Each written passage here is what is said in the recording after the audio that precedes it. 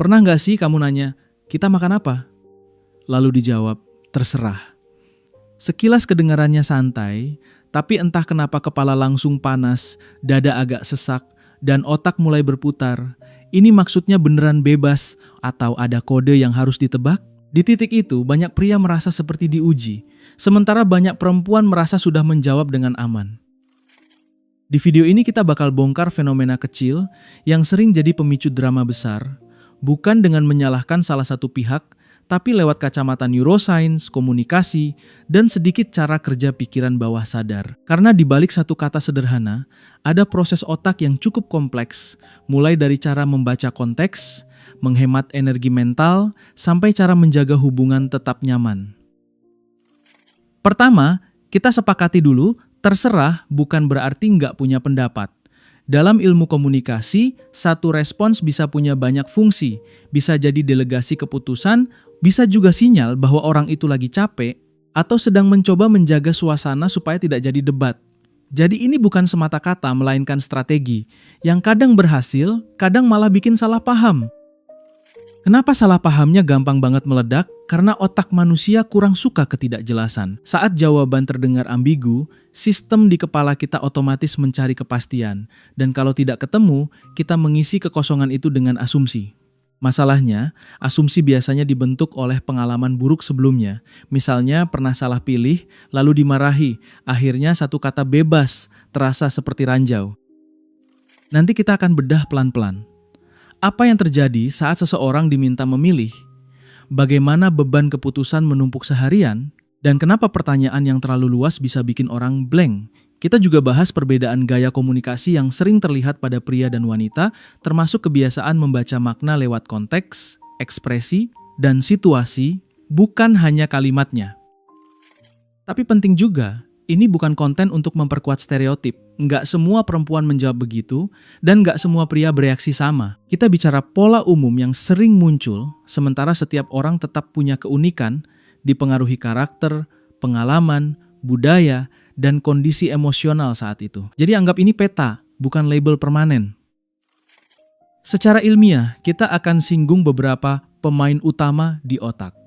Ada prefrontal cortex yang bertugas menimbang opsi dan mengambil keputusan, ada amigdala yang cepat memindai ancaman emosional, dan ada sistem reward yang menebak seberapa puas hasil pilihan kita nanti. Ketika energi mental menurun atau takut salah meningkat, respons sederhana bisa jadi jalan pintas yang paling aman. Jadi sebelum kita debat siapa yang salah, mending kita pahami dulu, sebenarnya terserah itu bisa bermakna apa saja.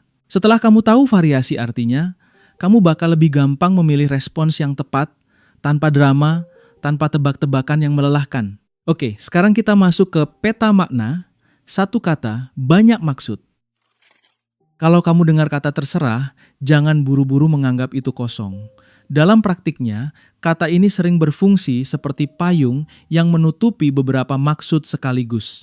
Otak manusia itu hemat energi, jadi kadang kita memilih satu kata serbaguna untuk mewakili banyak nuansa. Nah, supaya tidak terjebak salah tafsir, kita perlu membongkar maknanya satu persatu dengan tenang. Makna pertama, terserah sebagai delegasi keputusan. Ini versi paling polos. Aku percaya kamu, pilih aja. Sering muncul saat seseorang tidak punya preferensi kuat atau memang ingin memberi ruang pada pasangan untuk memimpin. Di sini, terserah bukan permainan, justru bentuk kepercayaan, seperti menyerahkan kemudi sambil tetap duduk di mobil yang sama. Makna kedua, terserah sebagai tanda lelah kognitif. Bayangkan seharian otak dipaksa memilih dari kerjaan, urusan rumah, balas chat, sampai mikirin hal-hal kecil yang gak kelihatan. Saat ditanya lagi, otak bisa merasa, aku sudah penuh. Lalu keluarlah respon singkat yang paling murah biaya mentalnya. Ini bukan malas, tapi cara sistem saraf mengurangi beban. Makna ketiga, terserah sebagai upaya menjaga harmoni. Ada orang yang terbiasa menghindari konflik karena pengalaman sebelumnya. Misalnya, ketika menyampaikan pilihan malah dianggap cerewet atau terlalu banyak maunya. Maka strategi amannya, ya sudah, kamu aja. Dalam konteks sosial, ini semacam rem agar situasi tetap adem, meski kadang mengorbankan kejelasan. Makna keempat, terserah sebagai ajakan kolaborasi, bukan penolakan. Maksudnya, Aku pengen kita mutusin bareng, tapi aku butuh kamu mulai dulu. Ini sering terjadi ketika seseorang ingin merasa dilibatkan tanpa harus terlihat menuntut. Jadi bukannya tidak peduli, justru peduli, hanya saja cara menyampaikannya lebih halus dan berbasis relasi. Makna kelima, terserah sebagai sinyal minta struktur. Kadang orang sebenarnya ingin memilih, tapi bingung harus mulai dari mana karena opsinya terlalu banyak. Mereka butuh batasan, misalnya 2 atau 3 pilihan saja. Jadi terserah bisa berarti, kasih aku beberapa opsi yang masuk akal, nanti aku bisa respon. Ini mirip minta peta sebelum jalan. Makna keenam, dan ini yang sering bikin pria kesal, terserah sebagai proteksi dari risiko disalahkan. Kalau pernah ada kejadian kamu yang milih, kamu yang tanggung, otak belajar menghindari posisi itu. Respons terserah jadi tameng halus. Kalau hasilnya kurang enak, setidaknya tidak terasa seperti kesalahan pribadi. Ini mekanisme pertahanan yang bisa muncul tanpa sadar. Nah, disinilah sumber miskomunikasi yang umum. Banyak pria memproses kalimat secara literal, sementara banyak wanita menyelipkan makna lewat konteks dan rasa aman. Jadi satu kata yang terdengar bebas bisa ditangkap sebagai tidak jelas atau bahkan ada jebakan. Setelah ini, kita masuk ke bagian yang lebih ilmiah. Kenapa proses memilih itu bisa melelahkan dan apa yang terjadi di otak saat pilihan terlalu banyak. Sekarang kita masuk ke mesin utamanya. Proses memilih itu bukan cuma soal mau ini atau itu, tapi kerja kolaboratif banyak sistem di otak. Saat kamu diminta menentukan pilihan, bagian depan otak, terutama prefrontal cortex, mulai menimbang opsi, memprediksi konsekuensi, lalu menyusun keputusan yang terasa paling aman dan masuk akal. Kalau kondisinya segar, proses ini ringan. Tapi kalau energi mental menipis, kemampuan menimbang ikut turun dan jawaban singkat seperti terserah jadi jalan pintas yang wajar. Bayangkan prefrontal cortex seperti manajer yang harus mengatur banyak hal sekaligus. Ia mengelola fokus, kontrol diri, dan evaluasi pilihan. Ketika manajer ini kelelahan, kita lebih mudah mengambil keputusan impulsif atau justru menghindar dari keputusan. Disinilah konsep decision fatigue muncul. Semakin banyak keputusan kecil sepanjang hari, semakin besar kemungkinan otak memilih mode hemat, entah menyerahkan pilihan ke orang lain atau menunda dengan respons netral. Ada juga faktor working memory, kapasitas meja kerja di kepala untuk menampung informasi sementara. Saat meja kerja penuh oleh deadline, drama sosial, notifikasi, atau kekhawatiran pribadi, ruang untuk memikirkan makan apa menjadi sempit. Pertanyaan sederhana bisa terasa berat karena otak harus menambahkan satu tugas lagi di atas tumpukan yang sudah ada.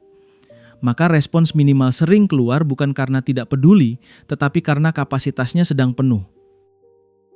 Lalu masuk fenomena choice overload, semakin banyak opsi, semakin sulit memilih. Bukan cuma karena kita bingung, tapi karena otak harus menghitung lebih banyak kemungkinan, membandingkan rasa, harga, jarak, waktu, dan efeknya ke suasana. Ironisnya, terlalu banyak pilihan bisa membuat kita makin takut salah, dan rasa takut itu menghambat keputusan.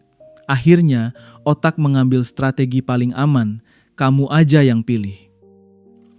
Di balik keputusan juga ada sistem reward yang berkaitan dengan dopamin. Dopamin bukan sekadar hormon bahagia, melainkan sinyal prediksi apakah suatu pilihan kemungkinan memberikan kepuasan. Kalau prediksi itu samar, misalnya takut makanan tidak cocok, takut tempatnya ramai, atau takut pasangan kecewa, sinyal reward melemah. Saat reward terasa tidak jelas, motivasi untuk memilih ikut merosot. Itulah sebabnya, beberapa orang lebih nyaman diberi 2 pilihan yang sudah disaring, dibanding dilempar ke puluhan opsi. Jangan lupakan amigdala, si alarm emosi. Kalau pengalaman masa lalu terkait pilihan berakhir dengan kritik, sindiran, atau konflik, amigdala bisa menganggap situasi memilih sebagai rawan bahaya. Bukan bahaya fisik, tapi ancaman sosial. Disalahkan, dianggap tidak peka, atau membuat suasana jadi dingin. Ketika alarm ini aktif, otak cenderung mencari cara cepat untuk meredakan ketegangan, dan salah satunya adalah menghindari keputusan secara halus. Makanya, pertanyaan mau apa? Kadang bukan tentang makanan. Di banyak hubungan, itu bisa terseret jadi simbol. Apakah kamu memperhatikan aku? Apakah kamu memahami seleraku? Apakah kamu mau effort? Ketika ada lapisan makna seperti ini, Otak tidak hanya memilih menu, tetapi juga membaca situasi relasi. Kalau suasana sedang sensitif, jawaban terserah bisa menjadi bentuk menjaga diri sekaligus menjaga hubungan, meski tampaknya sederhana. Setelah memahami bahwa memilih itu menguras energi, dipengaruhi memori emosi, dan bisa memicu alarm sosial, kita jadi lebih paham kenapa satu kata pendek bisa muncul berulang. Nah, pertanyaan berikutnya, apakah ini benar-benar soal perbedaan otak pria dan wanita, atau lebih ke gaya komunikasi dan kebiasaan yang dibentuk lingkungan? Di blog selanjutnya, kita bedah faktanya, mana yang ilmiah, mana yang cuma mitos populer. Saat orang bilang otak pria dan wanita beda, biasanya yang kebayang itu seperti dua sistem operasi yang sama sekali tidak kompatibel, padahal kenyataannya jauh lebih halus. Ilmu saraf modern menunjukkan bahwa otak manusia punya pola yang sangat beragam, dan banyak perbedaan yang sering dibahas sebenarnya adalah kecenderungan statistik, bukan aturan mutlak. Jadi kita bisa membahasnya tanpa jatuh ke perang gender, karena tujuan kita adalah memahami, bukan memberi cap. Poin penting pertama, ukuran atau bentuk suatu area otak tidak otomatis menentukan kemampuan. Kadang ada perbedaan rata-rata pada beberapa struktur, tapi fungsi otak itu ditentukan oleh jaringan yang saling terhubung, pengalaman hidup, dan cara kita melatih perhatian sejak kecil. Jadi ketika ada klaim area ini lebih besar, itu tidak berarti satu pihak lebih unggul, karena otak bekerja seperti tim, bukan seperti satu bagian yang kerja sendirian.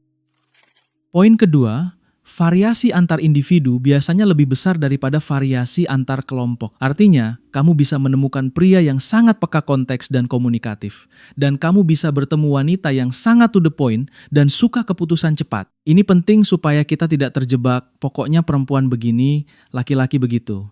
Yang benar, ada spektrum cara berpikir, dan tiap orang bisa berada di titik yang berbeda tergantung pengalaman, kepribadian, dan lingkungan sosialnya. Kalau kita bicara faktor biologis, hormon memang dapat memengaruhi respons stres dan emosi, tetapi efeknya dinamis, bukan permanen. Kadar hormon berubah seiring siklus, usia, kualitas tidur, bahkan tingkat tekanan. Jadi kadang yang terlihat seperti beda otak, sebenarnya adalah beda kondisi tubuh dan mood saat itu. Di hari tertentu, keputusan bisa terasa mudah. Di hari lain, memilih hal kecil pun terasa melelahkan. Sekarang masuk ke bagian yang sering relevan dengan terserah, yaitu cara memproses informasi sosial. Banyak penelitian perilaku menunjukkan bahwa perempuan, secara umum, cenderung lebih sering dilatih untuk membaca sinyal relasi, ekspresi, dan suasana sejak kecil. Bukan karena bawaan semata, tapi karena pola asuh dan tuntutan sosial. Akibatnya, komunikasi bisa lebih kaya konteks, dan satu kata bisa membawa banyak makna. Sebaliknya, banyak pria sejak kecil lebih sering dihargai ketika fokus pada solusi, ketegasan, dan output. Ini juga bukan hukum alam, tapi kebiasaan yang diperkuat berulang. Jadi saat menghadapi jawaban ambigu, otak pria bisa terasa kehilangan pegangan karena ia terbiasa bekerja dengan parameter yang jelas. Bukan berarti tidak peka, tapi gaya defaultnya sering lebih langsung dan berbasis data yang eksplisit. Dengan kerangka ini, terserah bisa dipahami sebagai produk dari gaya komunikasi dan kebutuhan rasa aman, bukan sekadar watak. Bagi sebagian orang, kata itu adalah cara menjaga suasana, menghindari konflik, atau meminta pasangannya memimpin dengan pertimbangan. Namun ketika pasangan menafsirkan secara literal, yang terbaca malah tidak jelas atau menggampangkan, dan mulailah drama kecil yang membesar. Jadi kesimpulannya, kita tidak sedang membahas dua otak yang saling bermusuhan, melainkan dua kebiasaan komunikasi yang kadang tidak sinkron. Dan seringkali penyebabnya bukan gender saja, tetapi beban mental, pengalaman pernah disalahkan, serta cara kita dibiasakan memilih. Di blog berikutnya, kita masuk ke faktor yang sering jadi akar terserah dalam kehidupan nyata, beban mental dan peran sosial yang bikin orang kehabisan energi untuk mengambil keputusan. Sekarang kita bahas salah satu akar yang paling sering, tapi paling jarang disadari, beban mental atau mental load. Ini bukan sekadar banyak kerjaan, melainkan tumpukan tugas tak terlihat yang terus berputar di kepala, mengingat, merencanakan, mengantisipasi, mengatur detail kecil, dan memastikan semuanya berjalan. Orang yang memegang mental load biasanya tampak baik-baik saja, padahal otaknya sedang menjalankan puluhan tab sekaligus. Mental load itu bisa muncul dari hal-hal sederhana, mengingat stok di rumah, jadwal keluarga, kebutuhan anak, urusan sosial, sampai memikirkan nanti kalau telat, siapa yang marah. Kadang bukan karena satu pekerjaan berat, tapi akumulasi keputusan mikro yang tiada habis. Dan lucunya, keputusan mikro justru lebih menguras energi karena jumlahnya banyak, terjadi terus-menerus, dan jarang dianggap sebagai kerja yang resmi. Di titik tertentu, otak akan mencari cara untuk mengurangi beban. Salah satu mekanismenya adalah menghindari keputusan baru. Makanya saat ditanya, mau makan apa? Padahal seharian sudah memilih ini itu, respon terserah bisa jadi tanda bahwa baterai kognitif sudah menipis. Ini sama seperti laptop yang mulai lemot ketika terlalu banyak aplikasi terbuka. Bukan karena laptopnya jelek, tapi karena sumber dayanya sedang kepenuhan. Masalahnya, mental load juga sering punya dimensi relasi. Ada orang yang terbiasa jadi pengelola suasana dalam hubungan, yang memastikan obrolan tidak memanas, yang merapikan hal-hal kecil agar semuanya lancar. Ini bentuk kerja emosional. Dan kerja emosional itu memakai energi yang sama dengan kerja berpikir. Jadi, ketika seseorang memilih menjawab aman, sebenarnya ia sedang mempertahankan stabilitas, bukan sekadar menghindari obrolan. Di banyak budaya, perempuan lebih sering mendapat peran sosial seperti itu, sehingga statistiknya memang membuat terserah lebih sering terdengar dari mereka. Tapi sekali lagi, ini bukan aturan. Ada juga pria yang memegang mental load di rumah atau di hubungan. Siapapun yang memikul peran pengatur cenderung lebih cepat lelah ketika diminta memilih lagi, apalagi kalau pertanyaannya luas dan tidak dibatasi. Yang sering memicu konflik adalah ketika pihak lain tidak melihat beban ini. Pertanyaannya terdengar sederhana, tapi bagi yang sedang penuh, itu terasa seperti tambahan tugas. Tolong putuskan sesuatu lagi. Lalu ketika ia menjawab terserah, pihak yang bertanya merasa ditinggalkan, seperti disuruh menebak. Dua-duanya bisa sama-sama lelah, hanya lelahnya beda bentuk.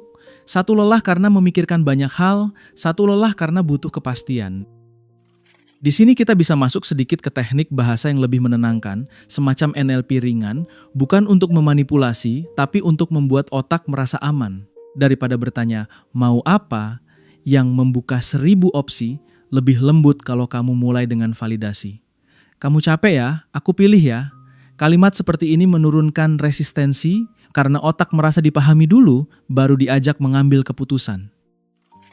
Jadi, mental load adalah alasan kuat kenapa terserah muncul, dan cara meresponsnya bukan dengan menyalahkan, melainkan dengan memberi struktur dan dukungan. Nah, setelah paham soal beban yang menumpuk, sekarang kita balik ke sisi yang sering frustrasi.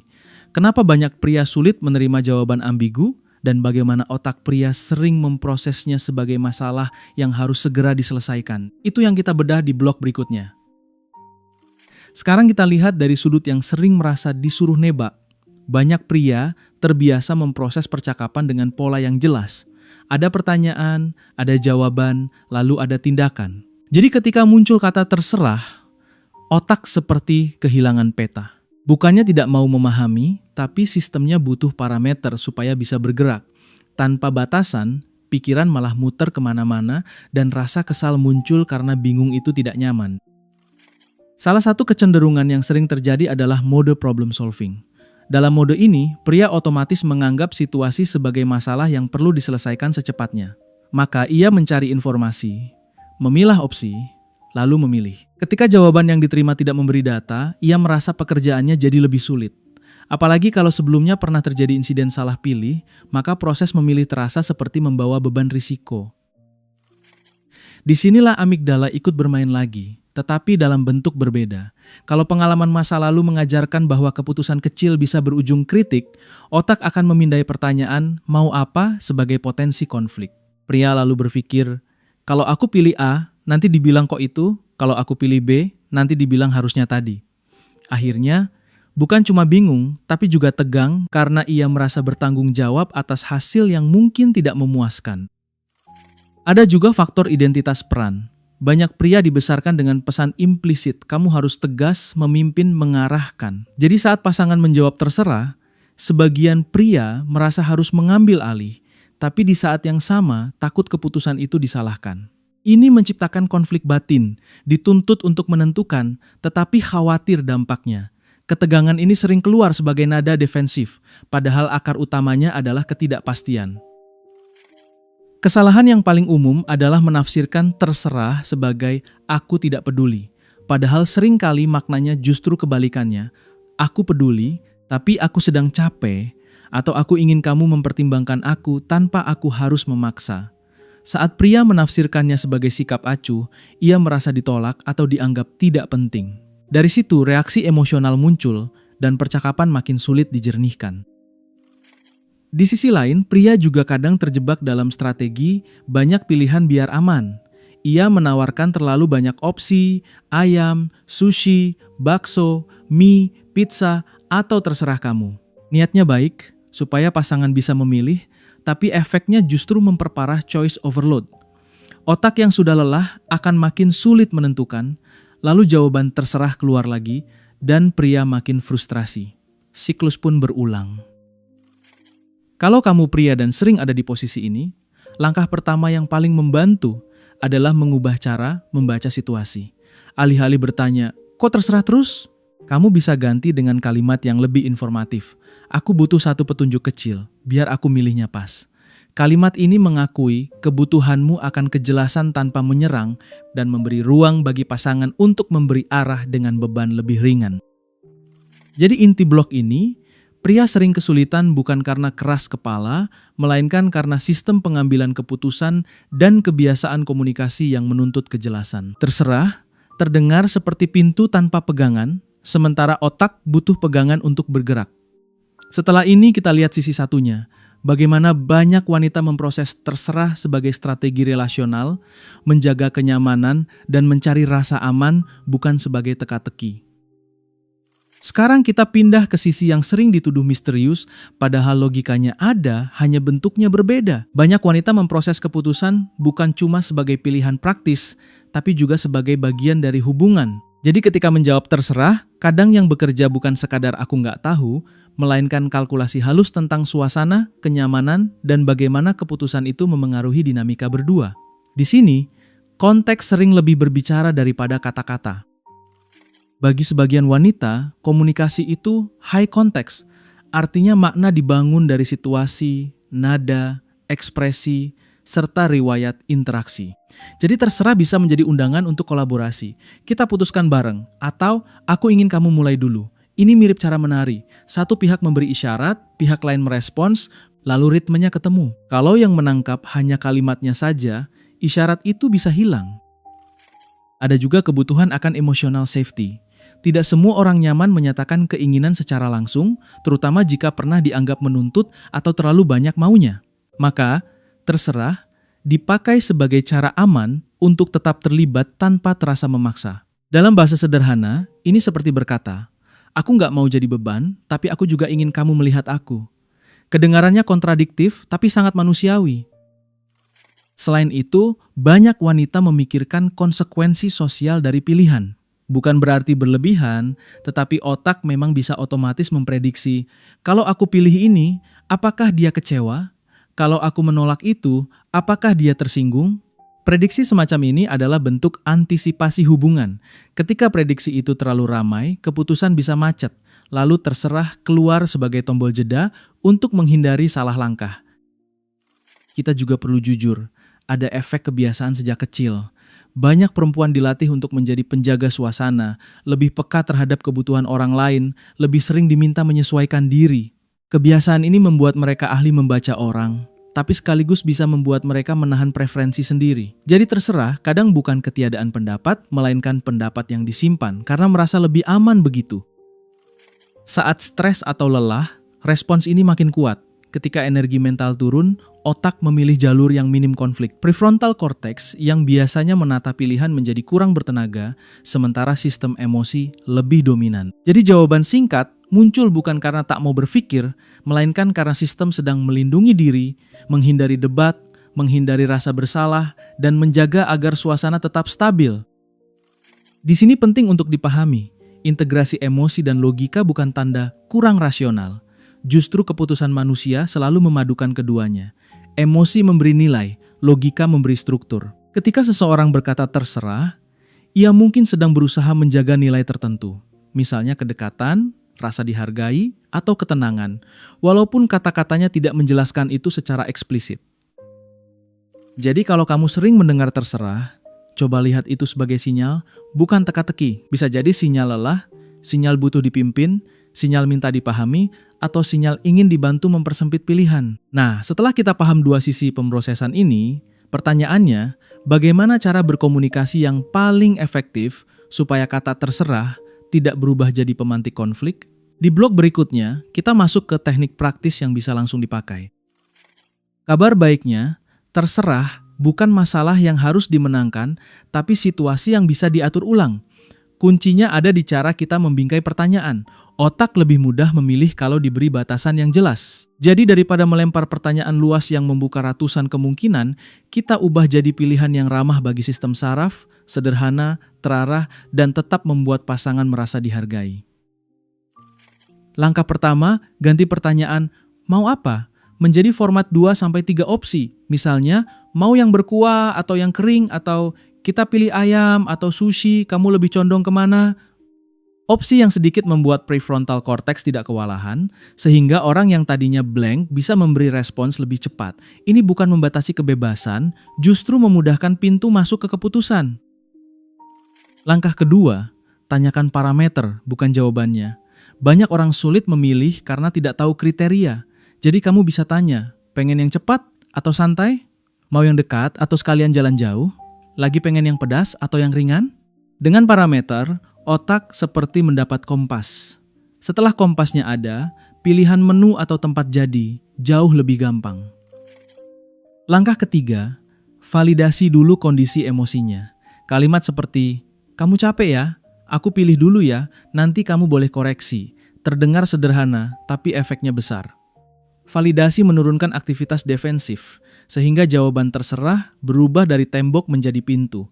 Orang merasa aman karena dipahami, bukan dituntut. Dan yang bertanya juga merasa punya arah, bukan disuruh menebak. Langkah keempat, pakai konsep hak veto. Ini trik yang sangat membantu di hubungan.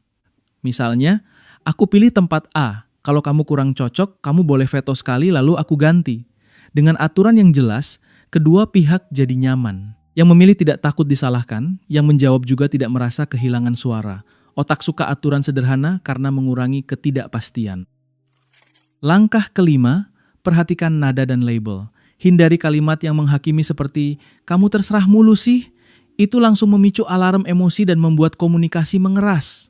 Ganti dengan observasi netral. Aku kadang bingung kalau jawabannya luas, bisa bantu kasih satu petunjuk? Ini bahasa yang lebih lembut, lebih dewasa, dan lebih efektif. Karena fokus pada solusi tanpa merendahkan. Kalau mau sentuhan NLP yang aman dan etis, gunakan kata-kata yang memberi rasa pilihan dan kendali, seperti boleh, nyaman, pilih yang paling enak buat kamu, dan kita. Contoh, kita cari yang paling nyaman, kamu mau opsi A atau B? Kata kita membuat otak merasa tidak sendirian menanggung keputusan, sementara boleh membuat sistem saraf lebih rileks karena tidak terasa dipaksa. Intinya, teknik-teknik ini bekerja karena mereka menyelaraskan dua kebutuhan. Kebutuhan akan kejelasan dan kebutuhan akan rasa aman. Saat dua kebutuhan itu terpenuhi, terserah tidak lagi memicu drama, malah menjadi momen kerjasama. Di blog selanjutnya, kita akan masuk ke contoh skenario nyata dan skrip kalimat yang bisa kamu ucapkan supaya kamu punya template praktis untuk dipakai kapan saja. Sekarang kita masuk ke bagian yang paling gampang dipraktikkan, contoh situasi dan skrip kalimatnya. Karena sering kali masalah bukan pada niat, melainkan pada cara menyusun kata. Dengan pola yang tepat, percakapan bisa berubah dari tebak-tebakan menjadi kerjasama. Dan yang paling penting, kamu tidak perlu jadi orang yang paling peka duluan, cukup ubah 1-2 kalimat, efeknya biasanya langsung terasa. Skenario pertama, klasik, soal makan. Daripada bertanya, mau makan apa? Coba ganti, kamu lagi pengen yang berkuah atau yang kering? Kalau jawabannya masih samar, lanjutkan. Oke, aku pilih 2 opsi ya, soto atau ramen, kamu pilih yang paling mendekati. Ini memberi jalur bertahap, dari parameter ke opsi, sehingga otak tidak kewalahan dan keputusan jadi cepat. Skenario kedua, rencana jalan atau liburan. Biasanya makin ribet karena opsinya banyak dan ada faktor uang serta waktu. Skrip yang lebih rapi, Kita tentukan dulu prioritasnya. Kamu pengen yang santai atau yang explore? Lalu, budgetnya mau aman atau boleh agak naik? Setelah dua parameter ini jelas, barulah kamu tawarkan shortlist. Ada dua tempat yang cocok, A dan B, kamu condong kemana? Dengan begitu, pilihan bukan lagi lautan, tapi kolam yang bisa dipilih dengan nyaman. Skenario ketiga, belanja barang, misalnya warna baju atau model tas. Banyak konflik muncul karena yang satu fokus fungsi, yang satu fokus rasa. Coba jembatani dengan tujuan, kamu pakainya buat acara apa? Yang penting nyaman atau tampil stand out? Setelah tujuan jelas, baru masuk ke opsi. Kalau buat formal, ini lebih pas. Kalau buat harian, yang itu lebih fleksibel. Otak suka keputusan berbasis tujuan karena rasanya lebih aman dan masuk akal. Skenario keempat, yang sering bikin hubungan salah arah, pasangan terlihat murung, lalu kita menawarkan solusi, tapi ternyata yang dibutuhkan cuma didengarkan. Skrip penyelamatnya. Kamu pengen aku dengerin aja atau kamu mau aku bantu cari jalan keluarnya? Kalimat ini sederhana tapi sangat kuat karena menghentikan salah paham sebelum tumbuh. Dan ini juga membuat terserah lebih jarang muncul karena kebutuhannya sudah dipetakan. Skenario kelima, ketika terserah memang berarti fleksibel. Banyak orang fleksibel tapi tetap ingin merasa dipertimbangkan. Skripnya begini, aku fleksibel kok, kamu pilih aja, tapi aku pengen tahu kamu kepikiran apa. Dengan begitu, fleksibilitas tidak terdengar seperti lepas tangan. Ada rasa keterlibatan, dan pasangan yang memilih pun tidak merasa sendirian menanggung keputusan. Kalau kamu yang sering bingung saat dapat jawaban luas, kamu bisa pakai kalimat jujur yang tidak menyerang. Aku mau milih yang bikin kamu senang, tapi aku butuh satu clue kecil. Sementara kalau kamu yang sering menjawab terserah karena capek, kamu bisa bilang, aku lagi penuh banget, kamu pilihkan dua opsi aja ya, nanti aku pilih salah satu. Dua kalimat ini sudah cukup untuk memutus siklus drama. Pada akhirnya, skrip-skrip ini bekerja karena mereka menurunkan ketidakpastian dan menaikkan rasa aman. Saat komunikasi jadi terarah, keputusan jadi ringan, dan hubungan terasa lebih hangat. Di blog terakhir nanti, kita rangkum inti ilmiahnya. Kita reframe cara pandang, lalu kita tutup dengan kebiasaan kecil yang bisa kamu bawa ke kehidupan sehari-hari, supaya terserah tidak lagi jadi pemicu konflik. Sampai sini, kita bisa lihat bahwa terserah bukan sekadar kata yang bikin pusing, tapi sinyal. Sinyal tentang energi mental yang menurun, sinyal tentang kebutuhan akan rasa aman, atau sinyal bahwa seseorang ingin keputusan dibuat dengan cara yang lebih kolaboratif.